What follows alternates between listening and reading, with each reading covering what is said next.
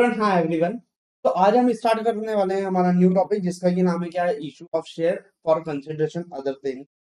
Sir इसका मतलब क्या होता है? इसका मतलब देखो, इशू ऑफ शेयर का मतलब तो आई होप सो आपको समझ में आता है।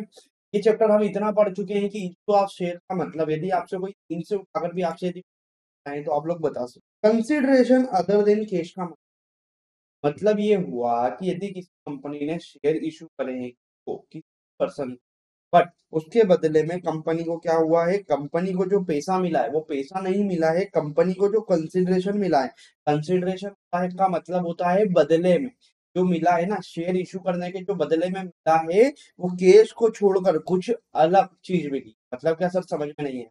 मतलब हो सकता है कंपनी ने किसी से असेट्स खरीदी हो, या हो सकता है कंपनी ने किसी से मशीनरी खरीदी, उस मशीनरी बदले में कंपनी ने उस बंदे को या वेंडर को पैसे ना देते हुए कंपनी ने क्या करा, अपने शेयर दे दिए। Got it? उसे बोला जाता है कंसिडरेशन अदर देन कैश। तो बेसिकली पहले हम इसका मतलब समझते हैं कि इसका मतलब क्या होता है। देखिए, शेयर्स इशूड, पढ़िए मेरे साथ। Share issue for a consideration other than cash. A company में issue shares for the consideration other than cash.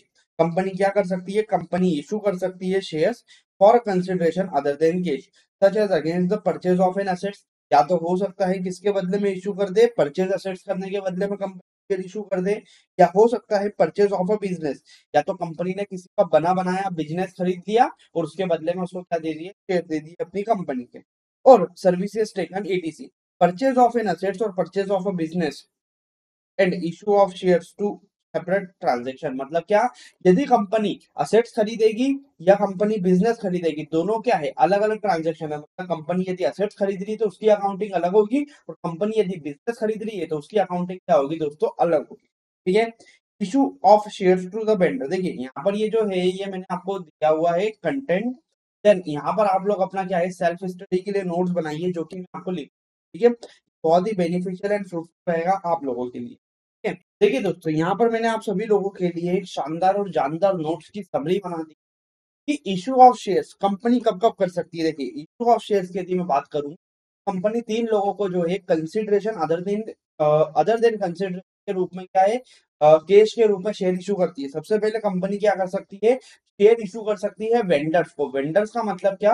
वह लोग जिनसे कंपनी ने या तो क्या खरीदी है, या तो असेट्स खरीदी है। असेट्स में हो सकता है कोई बिल्डिंग हो, प्लांट हो, मशीनरी हो। ठीक है, तो यहाँ पर आप लोग लिखिए असेट्स में क्या क्या आ सकता है। असेट्स में आ सकता है बिल्डिंग, प्लांट, मशीनरी।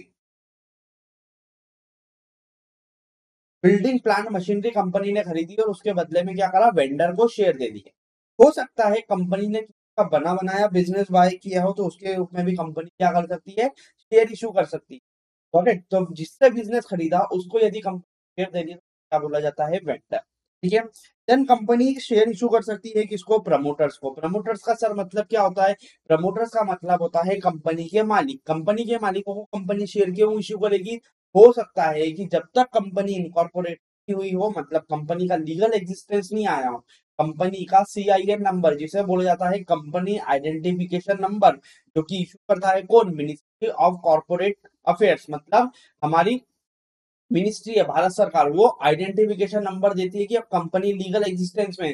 जब तक कंपनी लीगल एग्जिस्टेंस में नहीं आती है तब तक किए गए सभी खर्चे क्या है, प्रीलिमिनरी एक्सपेंसेस हमारे कहलाते हैं, मतलब कंपनी बनने के पहले के एक्सपेंसेस। और यदि प्रमोटर अपनी जेब से करता है तो कंपनी बनने के बाद वो पैसा उसको मिलेगा। इसीलिए प्रमोटर्स को क्या है, उस प्रीलिमिनरी बदले में क्या है कि किए जा सकते हैं, शेयर इशू जा सकते हैं। देन आता है हमारा under writer.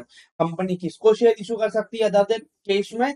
Under writer. Under writer का मतलब क्या होता है? अंडर राइटर का मतलब वह बंदा जो कि कंपनी को गारंटी देता है कि यदि कंपनी मार्केट में शेयर इशू करने जाती है और उसे 90% से कम शेयर खरीदने वाले यदि मिलते हैं तो बचा हुआ जो भी डिफरेंस होगा वो कौन परचेज कर लेगा, ये अंडर राइटर। मतलब जो कंपनी शेयर करने जा रही है, यदि 90% से कम खरीदार मिले तो सेबी बोलता है कि आपका जो इशू है वो वैलिड नहीं है, आपका इशू लेफ्ट हो जाएगा। उस खतरे से बचाने के लिए अंडरराइटर कंपनी को क्या देता है, गारंटी देता है कि यदि आपके शेयर्स में पब्लिक पब्लिक खरीदेगी नहीं तो बचा हुआ जो भी डिफरेंस होगा वो क्या है, मैं खरीद लूंगा। क्या इसके बदले में इसको कुछ मिलता है? यस, इस अंडरराइटर को इसके बदले में मिलता है दोस्तों क्या, इसका कमीशन। आई थिंक आप लोगों को समझ में आया, ठीक है। तो इस अंडरराइटर को शेयर इशू करने के बदले में क्या मिलता है दोस्तों, इस अंडरराइटर को शेयर गारंटी देने के बदले में मिलता है क्या, कमीशन। आई होप सो समझ में आया, ठीक है।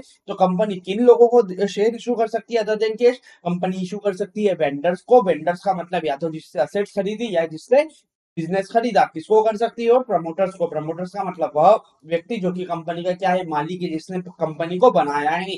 अंडर राइटर मतलब वह बंदा जिसने कंपनी को गारंटी दी है कि यदि आप मार्केट में शेयर बेचने जाओगे, पब्लिक इशू करने जाओगे और पब्लिक का यदि सब्सक्रिप्शन 90% से कम है तो बचे हुए शेयर क्या है, मैं आप लोगों के खरीद लूंगा। आई होप सो दोस्तों आपको ये समझ में आया, ठीक है। देन इसके बाद में हम मूव ऑन करेंगे हमारा नेक्स्ट टॉपिक। इसके बाद में हम मूव ऑन करेंगे किसके ऊपर, issue of shares to the vendor. यदि कंपनी वेंडर्स को शेयर इशू करेगी तो उसकी अकाउंटिंग एंट्री क्या होगी, ठीक है दोस्तों। ये यहाँ पर मैं आपको बहुत ही सॉलिड नोट्स दोस्तों आप लोगों को बनवा रहा हूँ। मेरा आप सभी लोगों से बस एक ही रिक्वेस्ट रहेगा कि आप इस नोट्स को बनाइए, आपकी कॉपी में बहुत ही हेल्पफुल रहेंगे, लॉजिकल एक्सप्लेनेशन बेस्ड नोट, ठीक है। देखिए अब हमारा नेक्स्ट टॉपिक क्या रहा है।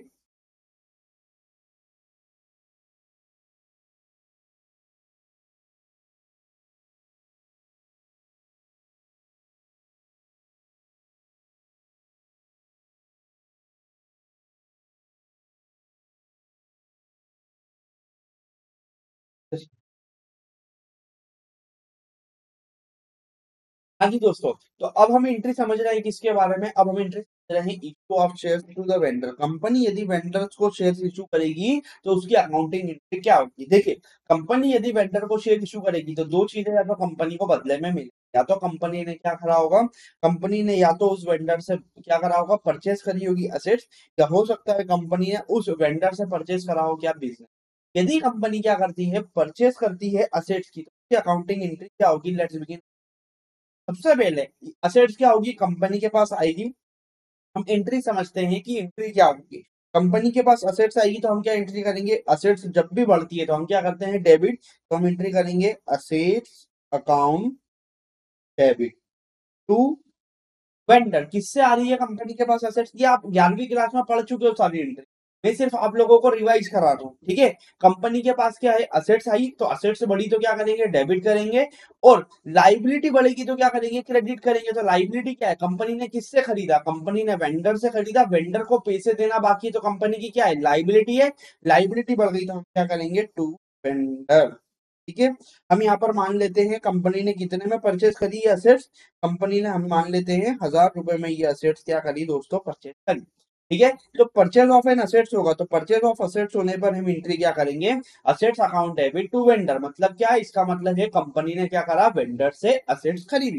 देन इसके बाद में यदि कंपनी ने बिजनेस खरीदा वेंडर से, ठीक है, कंपनी ने क्या करा, यदि कंपनी ने वेंडर से बिजनेस खरीदा तो उसकी अकाउंटिंग एंट्री क्या करेंगे। तो यहाँ पर देखिए दो सिचुएशन बन सकती है, क्या, सॉरी यहाँ पर तीन सिचुएशन बन सकती है हमारी। क्या बन सकती है सर, तीन सिचुएशन।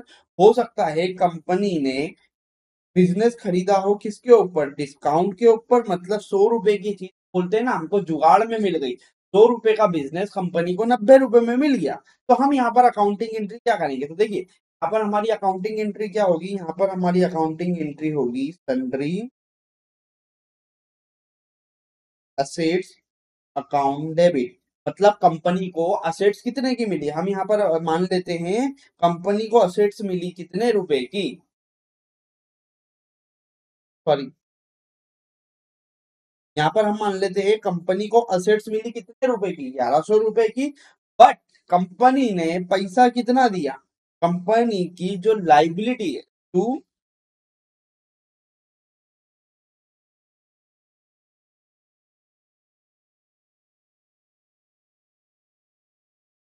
या हम यहाँ पर बोल सकते हैं वेंडर, वेंडर भी बोल सकते हैं या सन्ड्री लाइबिलिटी भी बोल सकते हैं। कंपनी को 1100 रुपए की असेट से मिली बट कंपनी को उसके बदले में देना कितने हैं? कंपनी को उसके बदले वेंडर को 1000 रुपए देना है। तो जो 100 रुपए कंपनी को प्रॉफिट होगा हम उसको क्या बोलेंगे, हम उसको बोलेंगे to capital reserve.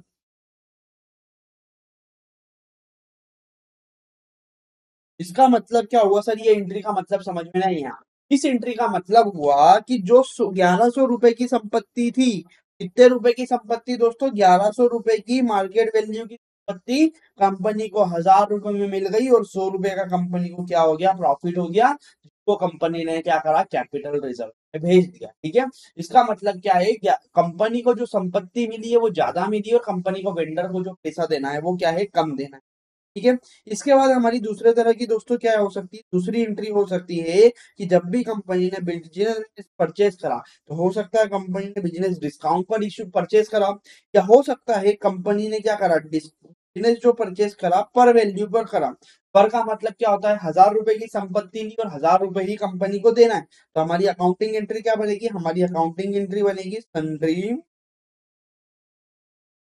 Assets account debit to sundry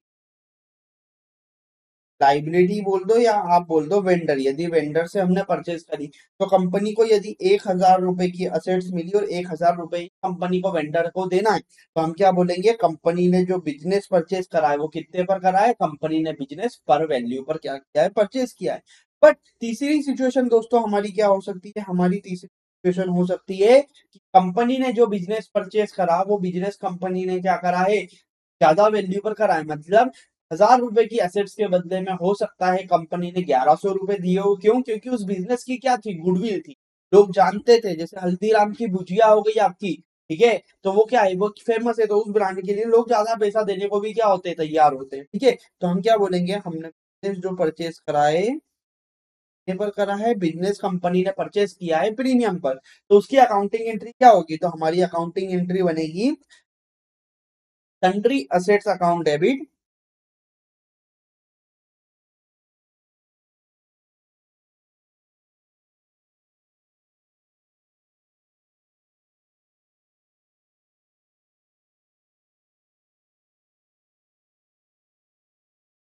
goodwill account debit. क्यों? कंपनी ने 100 रुपए की असेट्स के बदले में ज्यादा पैसा दिया ना। और टू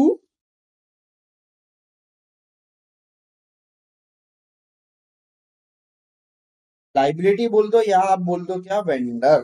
ठीक है दोस्तों, तो यहाँ पर हम क्या बोलेंगे? यहाँ पर कंपनी ने वेंडर को कितने रुपए दिए? वेंडर को कंपनी ने 1100 रुपए दिए, बट बदले में कंपनी को सिर्फ 1000 रुपए की असेट्स मिली, और 100 रुपए कंपनी ने क्या है? 100 रुपए कंपनी ने गुडविल के नाम से दिए।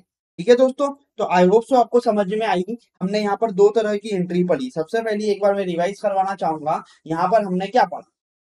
यहाँ पर हमने पढ़ा issue of shares to the vendor. यदि कंपनी क्या करती है? वेंडर को शेयर इशू करती है, तो उस सिचुएशन में हमारी कितने तरह की एंट्री बनेगी? उसमें हमारी दो तरह की एंट्री बनेगी। हो सकता है कंपनी ने क्या करा हो? परचेस करा हो असेट्स का, या हो सकता है कंपनी ने क्या करा हो?